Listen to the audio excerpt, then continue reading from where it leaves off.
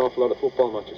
Thanks very much for calling us, Anthony. We'll have to leave it there because we want to get some post-match interviews on before 6. Just a couple of final comments, Ando, before you go. John says, we get a few wins and the Pardew haters go quiet. We lose a few, they want him out. A few months ago they were shouting for a young Armstrong to be given a chance. Now they're saying he's not ready. Last season they wanted Cisse out because he wasn't scoring. Now they love him again. If Ashley hadn't sold our best players, where would we be? It's the same with Sunderland fans too. Both are fickle, says John. Tweet as well about Gouffran. We've had a few messages about Johan Gouffran. He says, can Ando offer any explanation why, without a goal in a year, Pardew persists with Gouffran while benching others such as Cabella? Well, I think the reason he played him today was because he played with a formation of 3 centre-backs. He started Gouffran at left wing-back, Jan Madad right wing-back. He changed it around the second half. He went to a straight-back 4. Gouffran didn't do a great deal again today. You know, he's struggling, the boy, there's no doubt about that.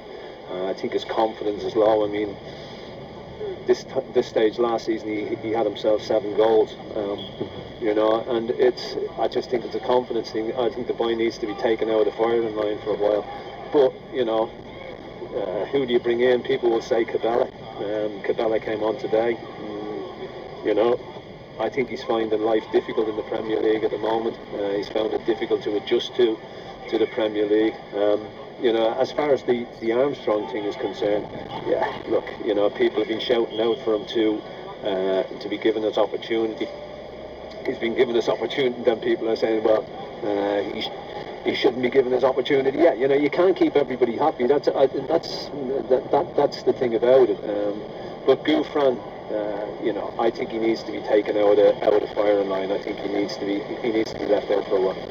Thanks very much, Ando. Cheers, Razor. All the best, mate. And to you. We'll speak to you again on Sunday. John Anderson there on Newcastle United match summariser. So remember, commentary in 2 days' time. Aston Villa against Sunderland from 3, and from 4:15 Newcastle United against Everton. The next chance to have your say on the phones will be on Monday. That's the 29th of December, when Total Sport will return at 5:30. Total Sport's on Monday and Tuesday next week, and we'll also have a phone in after our commentary of the matches on New Year's Day. So plenty of opportunity over the remainder of the festive period for you to come on BBC Newcastle and talk about Sunderland and Newcastle United. We'll be hearing from Gus Poyet, the Sunderland head coach, in just a moment, and hopefully bring you some reaction from Newcastle's defeat to Manchester United before 6 o'clock.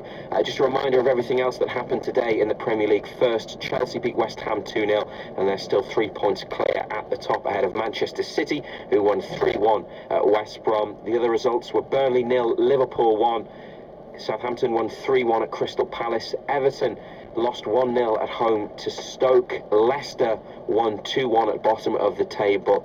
Tottenham won 2-1 at bottom of the table, Leicester, and Swansea beat Aston Villa by 1-0. Arsenal against QPR is the late kick-off. 16 minutes in, it's goalless. Middlesbrough beat Nottingham Forest 3-0 in the Championship. Gateshead moved up a place to 9th in the conference following a 2-2 draw with Halifax. They came from behind twice to earn a point. John Oster, the former Sunderland player, got their first, and Danny Wright, their top scorer, got his 10th of the season from the penalty spot. And Blythe Spartans won 1-0 against Workington in the Northern Premier Division. If you'd like to send us a text about today's action, 81333 is the number. Start it with the letters BBC, or tweet us by using the Total Sport hashtag.